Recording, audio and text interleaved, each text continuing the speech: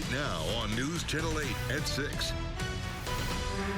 A record spike. More than 5,000 new coronavirus cases in Florida. Really rapid transmission in that 18 to 34 age group. As the infection rates climb, new concerns over the availability of tests and ICU beds. Well, I would say hospitals and all their administrators are very concerned. And pushback over mandatory face masks. Everything that they do violates separation of powers. The battle could be heading to court. Good evening, I'm Keith Kate. I'm Jennifer Lee. Thank you for joining us. We have live team coverage for you tonight on the coronavirus pandemic and the new impacts for you and your family. And now to the latest numbers. There are 5,508 new cases, bringing the statewide total to 109,014 since the outbreak began. The percent of positive cases over the past 24 hours, now just shy of 16%. Governor Ron DeSantis not in favor of a statewide mask mandate, saying it's up to people to make good decisions. But then you also have a divergence between what the requirements are and what the compliance is. And I think what we've seen is, if you follow the guidelines, you follow those phase 1 guidelines here, if you follow the phase 2 guidelines in other parts of the state, everything works out fine. We haven't had any problems at a business with individuals, when they followed the guidelines. New at 6 tonight, as you know, the coronavirus numbers are rapidly racing in the wrong direction in one of the most populous counties in the state. 8 on your side, investigative reporter Masa Saidi is live in our Tampa newsroom with that story, and you've been tracking these numbers for all of Tampa Bay. Yeah, that is right, Keith. We've been keeping a very close eye on all of the numbers for you at home. And right now, we are concerned about Hillsborough County. There's signs that things are getting worse. There's 4 of us now showing the same symptoms. Lynn York considers herself one of the lucky ones. I have high blood pressure and it kept spiking, I think due to the anxiety of not being able to get a test. York was able to track down a coronavirus test. Tonight, she's on pins and needles waiting for her results. Meantime, in Hillsborough County, a lot of test takers just got bad news. The Department of Health is reporting that on Tuesday, 1 in 5 patients tested positive. That's a positivity rate of 20%. That number has been steadily climbing in the wrong direction. All right, Karen, thank you very much. We are continuing to cover this protest that has now turned very chaotic. Eagle 8 HD has been over the scene, and now we see that there is a gas station on fire. Let's go to Paul Lamison. Paul, where exactly are we and what happened here? Hey, Rod, this is a gas station that we watched them loot during the protest. It's at the corner of 30th and Bush Boulevard. Now they have lit it on fire. You see the gas station is fully engulfed in flames. Fire crews have just arrived. You're watching them put the first bit of water on it right now. Law enforcement then pulled up with their guns drawn. They're now taking cover. There comes people out of the store and getting cheered on by the people. This is just happening right down from where another law enforcement going in. Right there, they have somebody in custody. Watch this. I'm going to zoom in a little. This is active. This is happening right now in the University Mall. They're throwing boards through it. This is getting out of hand right now. It absolutely is, Paul. No question.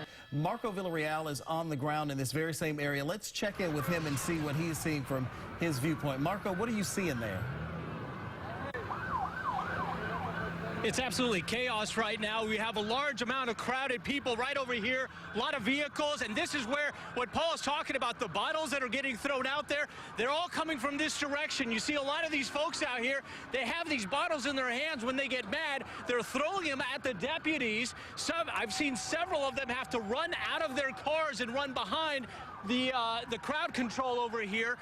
And you see deputies and in their cruisers trying to come out here with people throwing stuff, and they're starting to hit each other because they're just not aiming.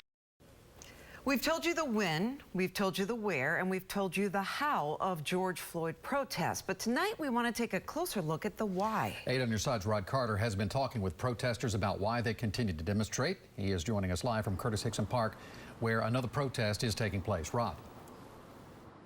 Yeah, you know, Keith, Stacy, just as Marco showed you a few minutes ago, that crowd that was here just a short time ago made their way down Ashley Street, headed to continue their protest this Friday night. They are a very diverse group of people, but they do have one central theme. One thing they all have in common: they want these protests to turn to progress. It's a subject with an answer that's not black and white about a topic that is. The death of George Floyd in Minnesota, who died in police custody while a Minneapolis police officer pressed his knee into his neck for nearly 9 minutes, has widened a national discussion that's a centuries-old conversation on racial injustice. It has sparked a new movement on diversity, the treatment of people of color, and police brutality. There are too many injustices and there's too much racism, and that just flat out needs to end. Racism, the overarching reason protests here and across the country are happening day after day, as many take a knee to now take a stand. Do you think at the end of the day it's going to change? It's got to. Something has to do something. We have to try everything we can. Any little thing, as long as we get their attention, it's doing something. For some, the point of the protest is more narrowly focused. Cops killing blacks. Simple as that. And they got to stop. But what does it take beyond the marches and beyond this movement to make real systemic change? Continuing the fight, not giving up. If we just take every little hit and give up right then and there, then nothing will ever change. And this is me as a Hispanic man standing with my black brothers and sisters, because they deserve better. Voices crying out for change, hearts hopeful a change is gonna come. If we just do what we're doing now, just coming together in unity and coming together in love and standing together as one whole group, as all the races are coming together. As you can see, it's not just the black people, it's a lot of races. If we can just come together in unity, it should end. And there are a lot more protests planned here in the Bay Area and really across the country over the weekend. But more importantly, there are a lot of conversations planned as well between older folks in the community and younger folks in the community to try to bridge that gap and find a connection and an end to these issues.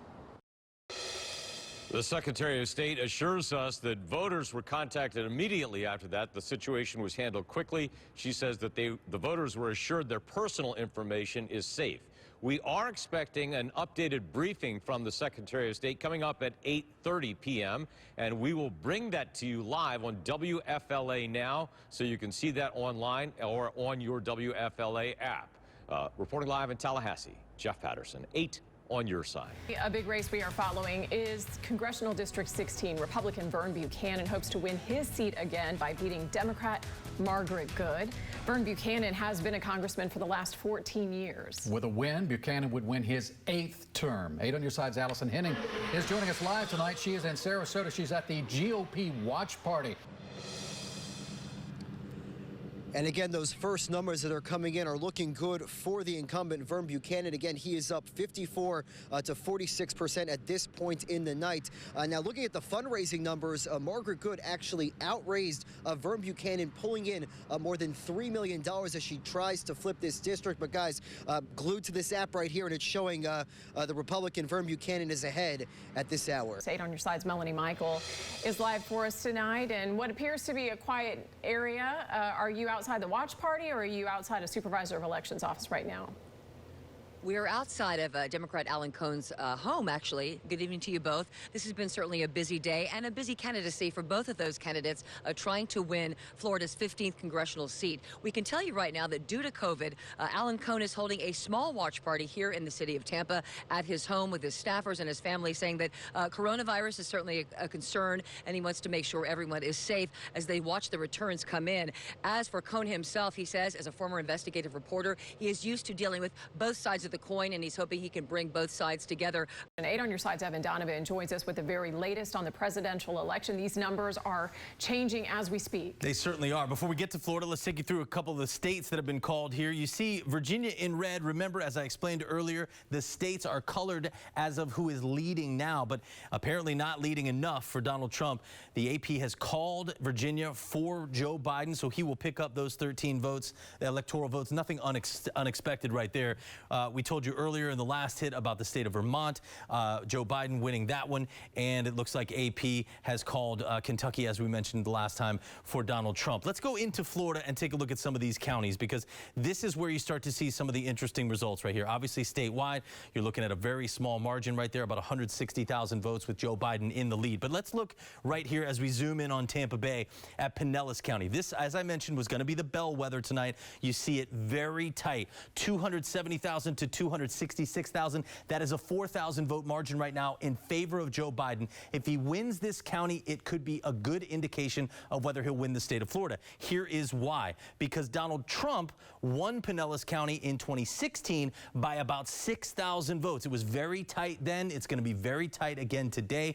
But as I mentioned, Joe Biden leading right now as these election day votes continue to be counted. We know all the early votes there have already been counted. Let's get you also down to Manatee. Manatee is probably going to go for President Trump, but again, the margin is going to be important here. What's it going to look like for him right now?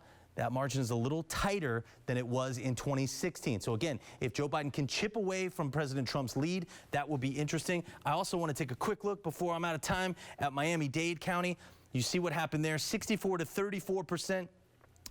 In 2016. Right now, it is going for Joe Biden 54 to 45%. So again, that is good news for President Trump, because if he is up by less, if he is down by less than he was in 2016, that would be good news for him. Again, they put a lot of effort into trying to get the Hispanic vote out there in Miami-Dade. That those Cuban Americans going to be really important to President Donald Trump's path to victory in the state of Florida tonight. I think the supervisor of elections down in Miami-Dade was saying they expect maybe just today alone up to 200,000+ voters to go along with what was already cooked into the books that we're starting to see now. It's big time turnout today. People are fired up. All right, thank you, Evan. Now live from the News Center in Tampa, an 8 on Your Side special program, Coronavirus Virtual Town Hall. Here is your host, Keith Kate.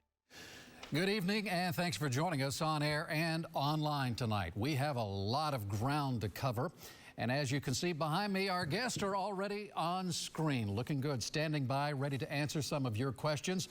Let me introduce them now. They are former Florida Governor, now Congressman Charlie Crist. U.S. Representative Crist serves Florida's 13th Congressional District in Pinellas County. Congresswoman Kathy Castor is representing Florida's 14th District, which includes most of Hillsborough County, as well as Tampa. Florida Senator Darrell Roussan serving the 19th District, covering parts of Pinellas and Hillsborough County, including Tampa and St. Petersburg. And of course, we have Tampa Mayor Jane Castor, former police chief and member of the Hillsborough County Coronavirus Emergency Task Force.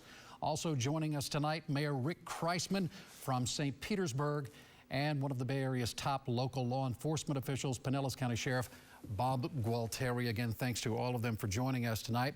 I want to start with you, Mayor Castor. Phase 1 of Florida's reopening plan is now a week old. So how do you think we're doing in the Tampa Bay area? I think we're doing well here in the Tampa Bay area. We're taking it very slowly so that if there is a surge, we'll be able to roll back. He's taking on the big shots and working hard to get you answers. 8 on Your Side, Steve Andrews investigates. They have no intentions of doing anything to him.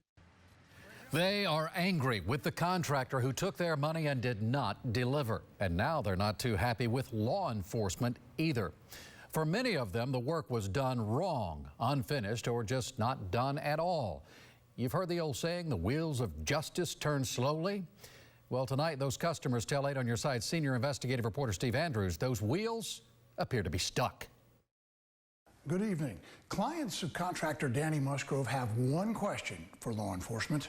Where the heck are you? Who is holding this man accountable for what he did to you? Nobody. Nobody is. What I think of it is that they're not doing their job. This is what you call dissatisfaction with the Hillsborough County Sheriff's Office. I think it's just sheer laziness. All clients of contractor Danny Musgrove, all paid him tens of thousands, all feel jilted. 20 grand from Paul Moran for a screened-in room. You've got my money. Why didn't you pour the concrete? Why didn't you build the room? $25,000 from Jay Levy for a room addition. He didn't do the things he said he was going to do. The sheriff's office contacted Jay last year. He sent them his paperwork and heard nothing. It's lip service. Hey, we're going to do this for you, or we're looking into it. Well, looking into it and not getting back with anybody, in my estimation, is not doing your job. Brenda Dijon paid Musgrove $111,000 to build her Wesley Chapel house. As they investigated, Pasco detectives came across several other cases in Hillsborough. They indicated that they are willing to share all the information, basically do Hillsborough's work for them. According to Brenda, Hillsborough shows no interest. They just keep turning a blind eye. They say it's civil, it's not criminal, and it's basically not their issue. I contacted both the Hillsborough County Sheriff's and Florida Attorney General's offices.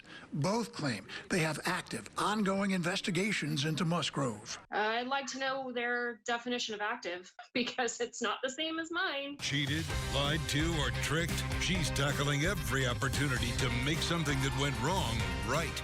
Better Call Bacon is on your side.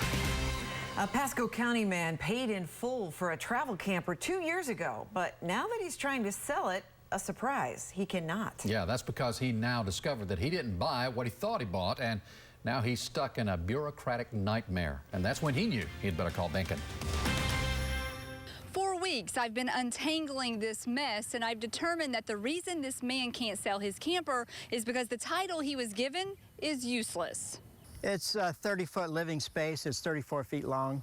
Jack Donlin paid $13,000 for this Wildwood camper 2 years ago for his family to enjoy on their property. And the grandkids come up and visit, and they love playing in it and stuff. Since he didn't take it on the road, he explains he never got around to transferring the title into his name.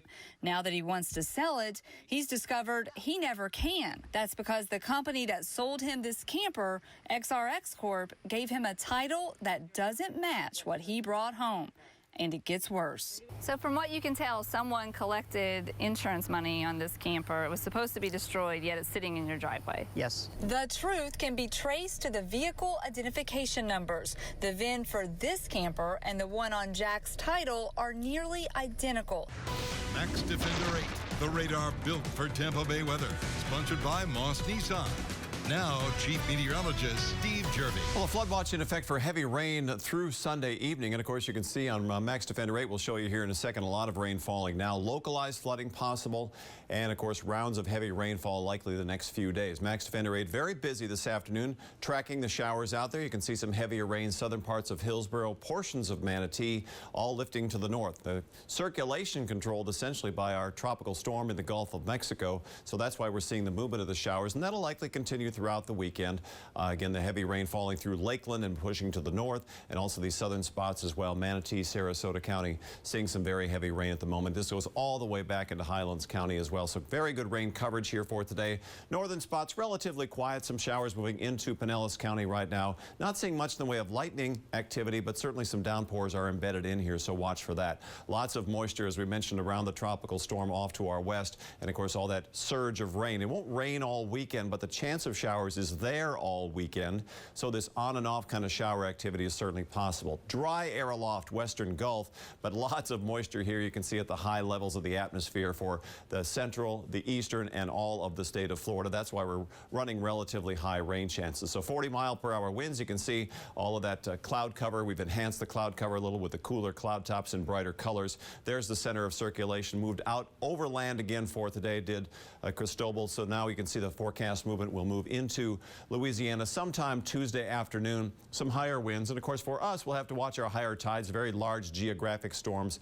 tend to cause a little higher storm surge. That's why they have the advisories in place for those northern counties. So just watch your high tides wherever you are on the west coast of Florida this weekend, especially Sunday. Forecast models are pretty well locked into that forecast path.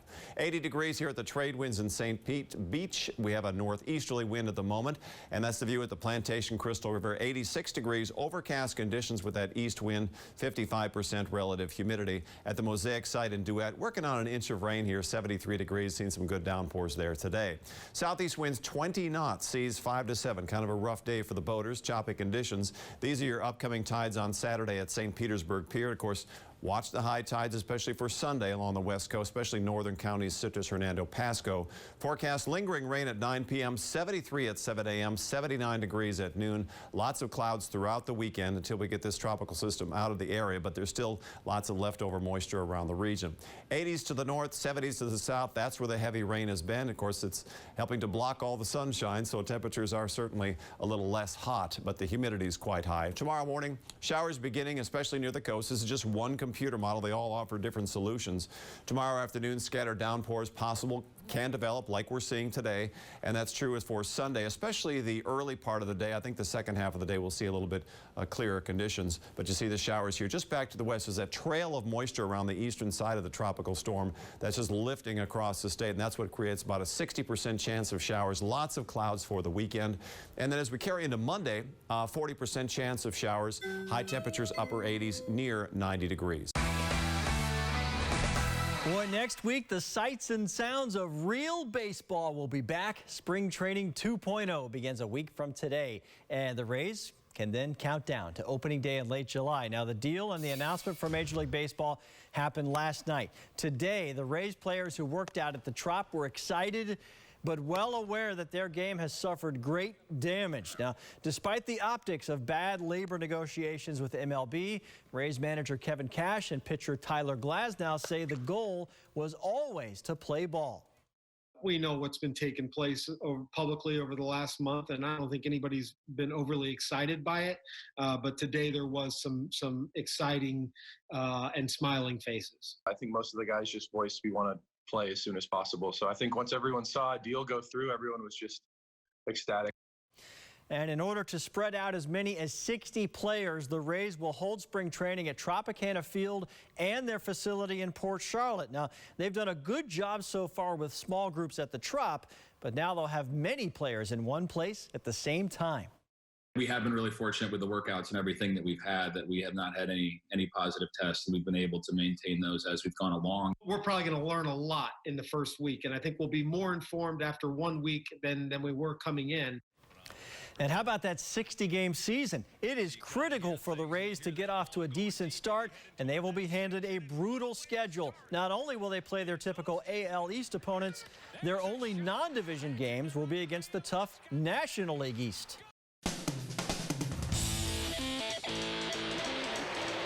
Start your engines and get ready to count down to Daytona. We set the stage for the 62nd running of the Daytona 500 with defending champion Denny Hamlin, legendary Daytona winner Dale Earnhardt Jr., and NASCAR Hall of Famer Joe Gibbs. It's time to drop the green flag on Countdown to Daytona. The Tampa Bay Buccaneers have already made a huge splash in the offseason, but this week it's about the future as the Bucs prepare for the NFL Draft. Which players are the Bucs considering taking? And who can make an instant impact on a team with playoff dreams? Join us now as we go on the clock with the Bucs 2020 Draft Preview Special. Good evening and welcome to the Bucs 2020 Draft Preview. I'm Dan Lucas. There's excitement in the air in Tampa Bay. The new uniforms are cool. Tom Brady's on board. And now the Bucs turn their attention to add to this roster at the NFL Draft. Which players will hear their names called and report to work here at the Advent Health Training Center? Now, we have a lot to cover in 30 minutes tonight, so let's head right down the street to Raymond James Stadium and welcome Karen Loftus. Good evening, Karen. Hey, Dan, we have got lots to get to in this very unique edition of this virtual NFL Draft. We'll hear from Bucs General Manager Jason Licht about doing things remotely this year. Plus, I sat down on a video call with a trainer who is training some of the top prospects in this year's draft. Hello, everyone. I'm Rod Carter. Thank you so much for joining us. Glad you could be here for our Hidden History Special. We're going to begin tonight with a search for the past, for lost, ignored, or forgotten African-American cemeteries in the Tampa Bay community, and to answer a central question: why did this happen? And more importantly, how? The old saying goes, dead men tell no tales. Right now, I'm still at that stage of hurt. From Tampa's Robles Park, King High School property, to parts unknown, the dead seem to be speaking. Our ancestors is telling a story. The discovery of at least 2 lost African-American cemeteries in Tampa raises some very important concerns and questions. Specifically, how did this happen? at Robles Park off Florida Avenue. It just says to me that black people have been here since there was a Tampa. Tampa historian Fred Hearns walks an area where hundreds lay beneath 70-year-old buildings. So there was no voice crying out in the wilderness saying, before we build, let's make sure that there's no truth to these stories, or maybe there is some truth to these stories. It's a labor of love. From start to finish, each Cuban cigar at Tabanero is handmade in Tampa's historic Ybor City. We do everything Cuban style. We make cigars the same way of 100 years ago, like it was done in Tampa. One artisan will start the cigars and finish the cigars. Well, we made it to Friday, and that's saying something these days. Like you, we here at News Channel 8 get up every morning wondering what the day is going to bring. And lately it has been a steady drumbeat of more coronavirus cases, more deaths, more executive orders, restrictions, cancellations. Maybe you find yourself not only staying at home, but at home without a job, or worse yet, at home in bad health, or with a family member who's not well. We know these are unsettling days. Now, this week we've had to report some frightening forecasts from the health experts who say it's going to get worse before it gets better. That we haven't even reached the peak in this COVID-19 cases situation yet, maybe not even for another week or two. But consider this, those same experts who predict mass casualties also see a light at the end of the tunnel. They believe we'll get through this, things will get better. Our job? Hang in there. Wash our hands, keep a safe distance from one another, avoid crowds, and take care of ourselves. We're facing tough times, and now more than ever, we don't want to ignore the good around us, which is why 8 on Your Side promises to feature the good in our community every day. We're sharing something good on News Channel 8, always on your side. 8 on Your Side is partnering with Feeding Tampa Bay to help fill its food bank. Go to WFLA.com/feed to be part of 8's Army. The money goes directly to the food distribution events throughout the Bay Area. Thanks for being on our side. Vaping has become an epidemic targeting Bay Area teens. Just in a few months, he had become so addicted to this. In every newscast, 8 on Your Side exposes the deadly consequences following the vapor trail. All day Thursday on News Channel 8. Thursday, 8 on Your Side heads deeper into the Bahamas to uncover the most devastated area. By the church, I lost my everything. How surviving the storm was just the beginning for many stranded Haitians. Life hard. You don't have no place to live. Broken Paradise, Thursday at 6. When paying bills online, the decimal point makes all the difference. Janine learned that the hard way when she paid her phone bill, when a simple typo caused her to overpay by nearly $3,000. Instead of $29.13, they took out $2,913. When she tried to get it back, she didn't get the answer she was hoping for. With her money being held hostage, she turned to Better Call Benkin. It's been like 42 days today, and she still can't get her money back. Shannon helps a woman cash in Monday at 6 a.m. Their son went in for a dental cleaning and ended up dead. Bottom line, my son is gone, and she was grossly negligent. 5.5 years later, 8 on Your Side helps his parents finally get justice. Is the career of the dentist involved over? She still says that she did nothing wrong. The bombshell that could see her practicing dentistry once again. I still feel I need justice for Tommy. 8 on Your Side investigates deadly dental work, Thursday at 6. 8 on Your Side is celebrating the class of 2020. Send us a photo of your high school graduate and you may see them in our newscast. Visit WFLA.com/seniors and watch News Channel 8. Sponsored by Coast Dental. No school? No problem. All this week, Storm Teammate is on your side with our online weather lessons. We want the kids to learn something, and maybe, I don't know, maybe the parents learn something too. Weather Break with Storm Teammate all this week on WFLA Now. Our community needs your help with blood donations. That's why News Channel 8 is partnering with Boston Market for an 8 on Your Side blood drive this Friday. For locations and appointments, just visit WFLA.com/OneBlood. The 8 on Your Side blood drive was a huge success, and we couldn't have done it without you. More than 300 pints of blood were donated, which means you helped to save more than 1,000 lives. So thank you from News Channel 8, always on your side.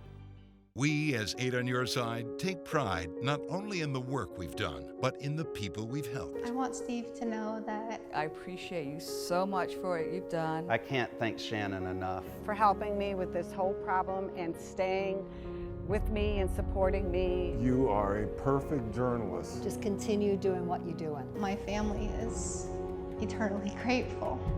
And after being on your side for 35 years, 8 on Your Side is here to stay. For 35 years, 8 on Your Side has been standing up for Tampa Bay. Hours on the phone, jumping from the I immediately hit this huge pothole. I remember her getting denial letter after denial. No matter the story, 8 is on your side to help you. Masa knew where to go, where to dig for the information. Shannon was on top of it every day. Steve had so much empathy for my family. And after being on your side for 35 years, 8 on Your Side is here to stay. Right now on News Channel 8 at 6. Tonight, new coronavirus concerns. There's a spike in Bay Area cases as more businesses reopen and protesters march side by side. Good evening, I'm Stacy Scheibel. I'm Keith Kate. Thank you for joining us tonight. Those stories in just a moment. But first tonight, let's get to Steve Jervey for the latest on this tropical storm. Yeah, Cristobal, but first of all, I want to show the effects on us. We're seeing a lot of tropical moisture move across the state, and we're tracking that on Max Defender 8. The red areas indicate stronger downpours just passing through Lakeland into the southern part of Hillsborough County, portions of Pinellas County, but also you can see again Manatee, Sarasota getting a good soaking today. That's the way it's been for them the last couple of weeks here, and you can see now that heavier rain now moving through Sarasota toward the Palmetto area and eventually into Bradenton. Showers to the north, relatively quiet, but still some showers can occur this evening, and certainly throughout the weekend we're expecting higher rain chances overall. Water vapor imagery, a lot of moisture here on the eastern side of the system, and that'll continue to cause some very high seas. Again, our high water levels during the high tides on Sunday. Again, St. Pete Beach, but we see a tropical storm Cristobal, 40-mile-per-hour winds forecast to move way to our west and eventually up into the Midwest. A lot of moisture coming around that eastern side, as you saw. We'll talk more about your weekend forecast ahead. All right, thank you, Steve. And remember, you can track storms anytime on our free Max Defender 8 app. And despite the weather, right now protesters are marching through the streets of downtown Tampa once again. 8 on Your Side's Marco Villarreal is there live. Tell us more, Marco. Well, good afternoon, and you said it, this weather is not deterring anybody. It is hot, it is humid, it is sprinkling, and has been for most of the afternoon. But here at the courthouse, 13th Judicial Circuit Courthouse on the corner of Twiggs and Jefferson, you see hundreds of people right now that have laid down as if they're being arrested right now. This crowd much smaller than what we saw yesterday, but this is where they started. Then they walked through downtown all the way over to Curtis Hickson Park and then walked all the way back here. And as strong of a showing as this is this afternoon, we spoke with one young lady who hopes this passion goes far beyond this protest.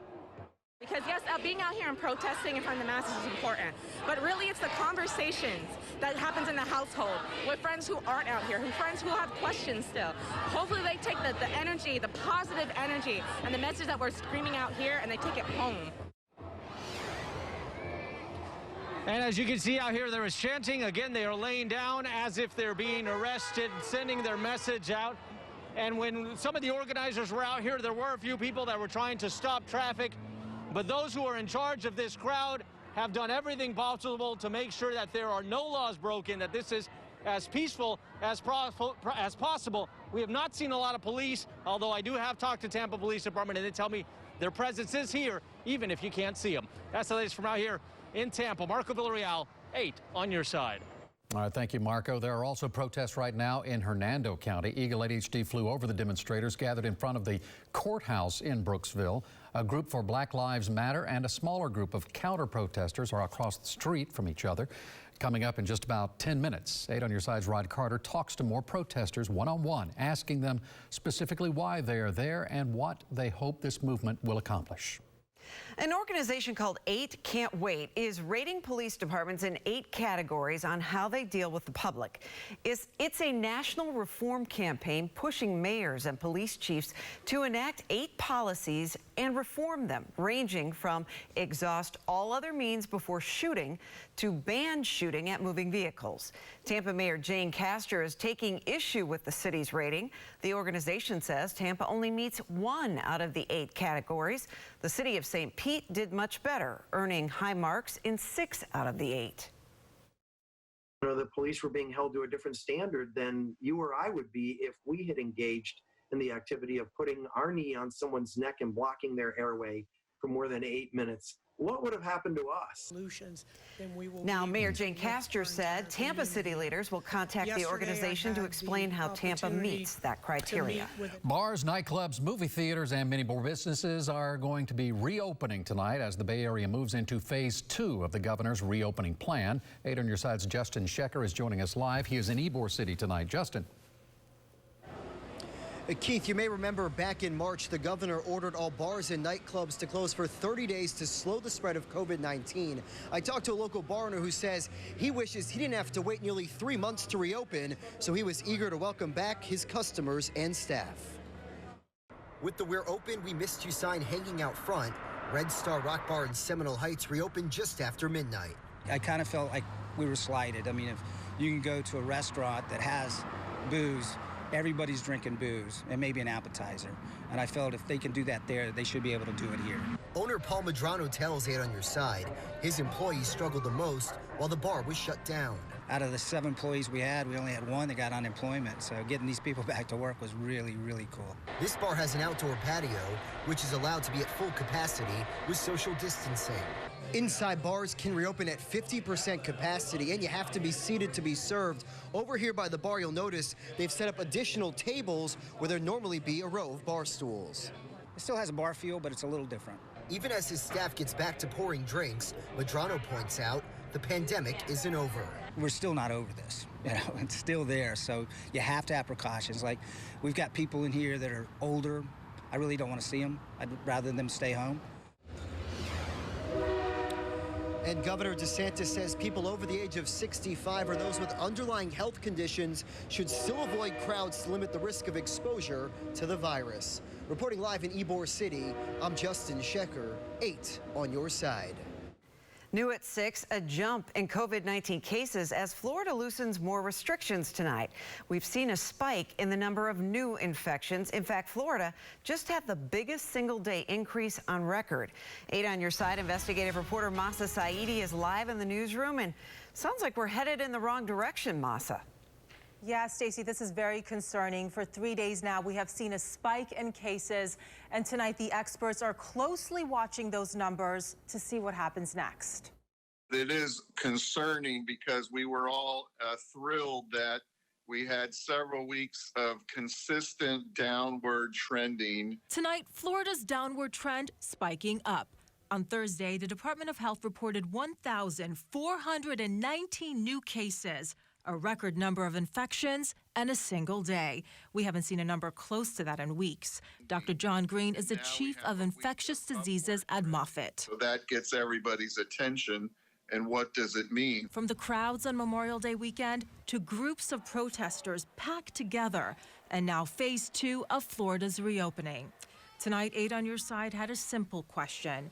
Is Florida loosening too many restrictions too quickly?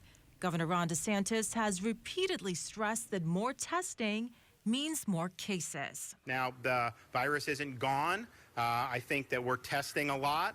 We are identifying cases. You got to look at trends over 1 to 3 weeks from now. What is it really doing? What would you need to see to be concerned about a second surge? Not just number of cases going up, but also hospitalization rates going up. Visits to the emergency room with respiratory-like illnesses. Dr. Green is personally tracking numerous indicators. While the number of COVID-19 cases has been increasing in recent days, the hospitalization rate and the death rate has not. So again, the next few weeks are critical. All of this comes as the director of the CDC says tonight he's concerned those protests are going to lead to another outbreak. Stacey? If you have something you would like Masa to investigate, call our helpline at 1-800-338-0808.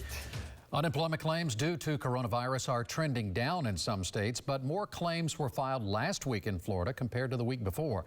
The state has created new features designed to cut down on the backlog, but some applicants are not impressed. There's now a virtual waiting room, for instance, on the state's unemployment website, but it limits how many people can actually log in. You have to go back in, file, and then if you're not within that 10 minutes, it bumps you offline too. And then you have to go back in and wait for start all over again. The Department of Economic Development created the waiting room to prevent the site from crashing. The Connect site can only accommodate 80,000 users at one time. And at last check, Florida has more than 2 million unemployment applicants. Well, tonight, 8 on Your Side goes one-on-one with protesters. Cops killing blacks. Simple as that. And they gotta stop. Coming up next, a closer look at why protesters continue to march and how they hope to create change.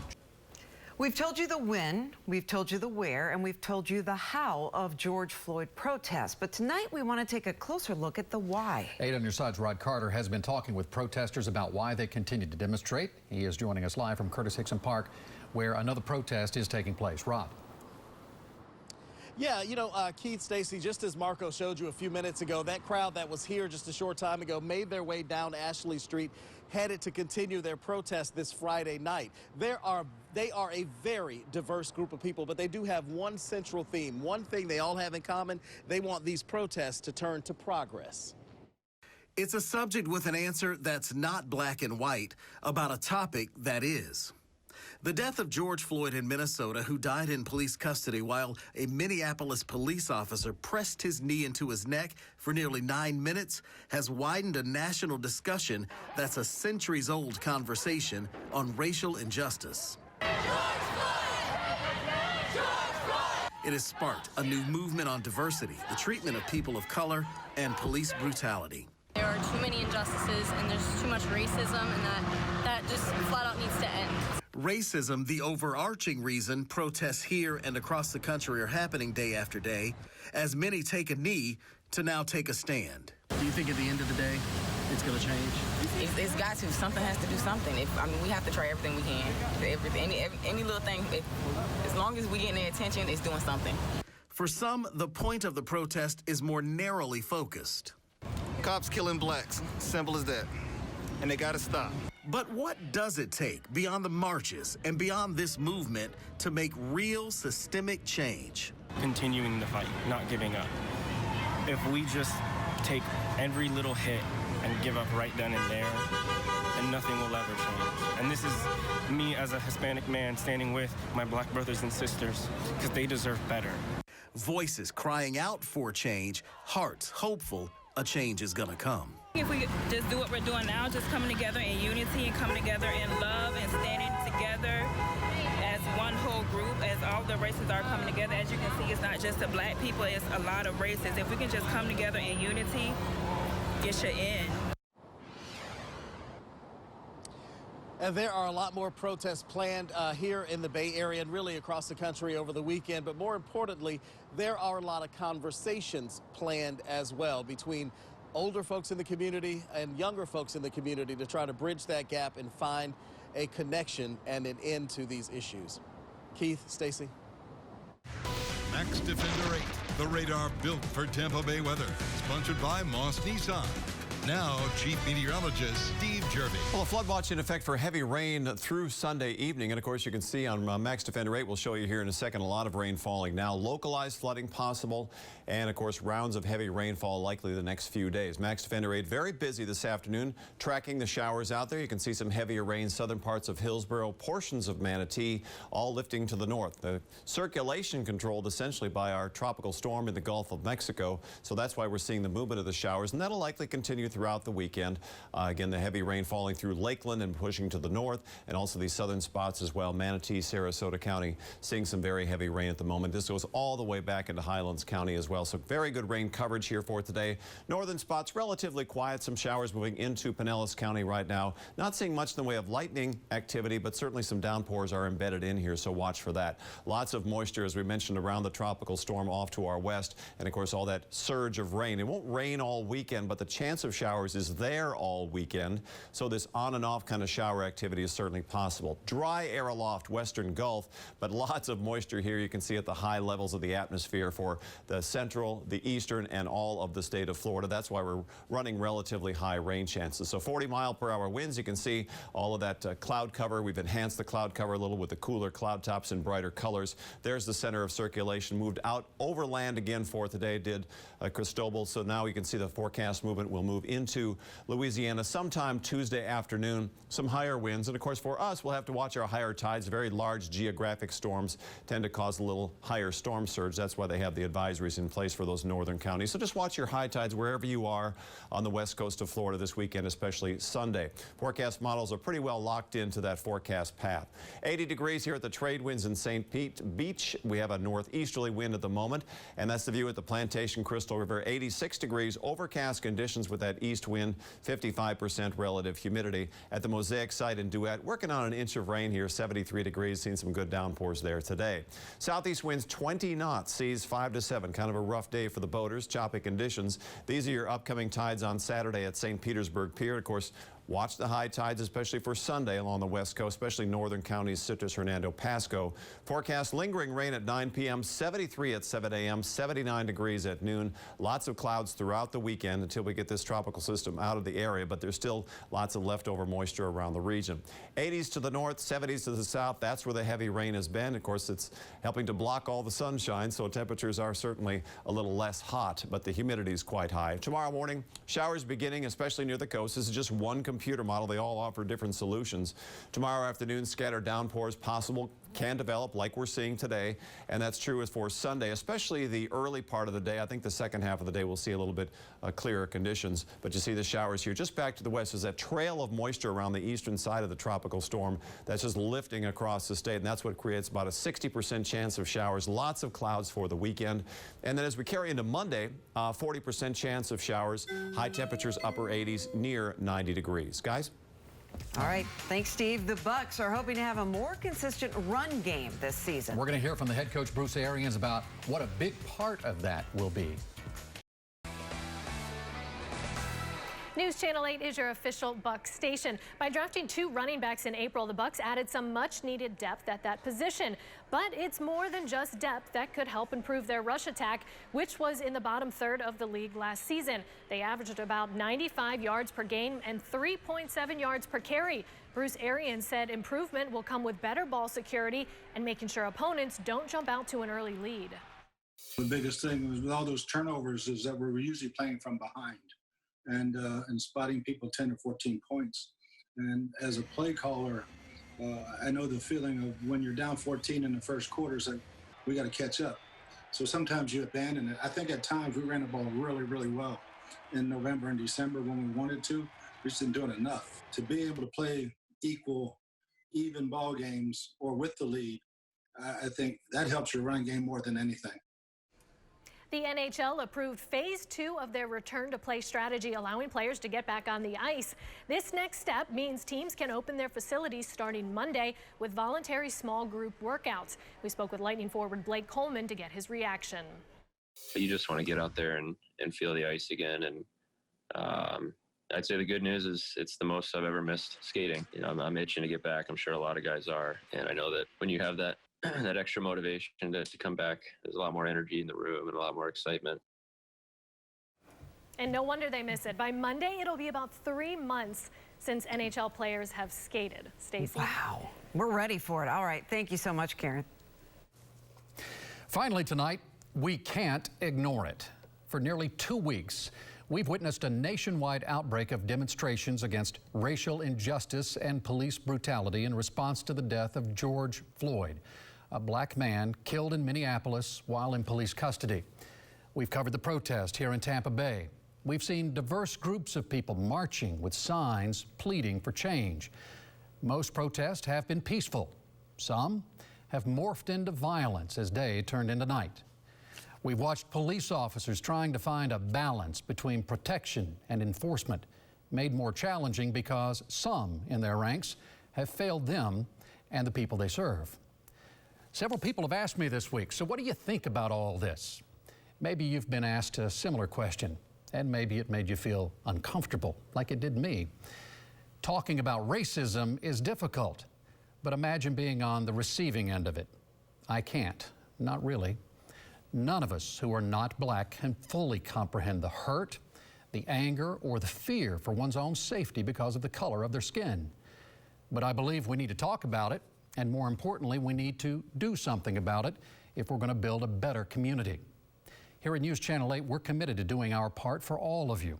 Our reporters are on the streets with you, telling your stories, providing you a way to express your pain and frustrations, and we're holding police, politicians, and the lawmakers accountable for their actions, or sometimes lack of action.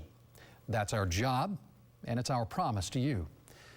Staying silent on this subject it's the easier thing to do, and I thought about skipping the commentary this week. But then I did some soul searching, and I thought, you know what? I owe it to my friends, my coworkers, and neighbors to speak up. So, what do I think about all this? I think what happened to George Floyd is reprehensible. I think justice should be served. I think we should listen, really listen to what the protesters are saying and learn from each other. And I think we should be able to have meaningful conversations about racial disparity without fear of judgment. So what about you? What do you think about all this? We can't ignore it. And that is true, Keith. I'm from Minnesota. My father was a police officer. I have black cousins. We're all related to this topic in a different way, and we had a very meaningful conversation in the newsroom this afternoon. Just starting the conversation can be tough, but so important. It's going to take some time. Yep. Thanks for joining us. Nightly news is coming your way next. Good night.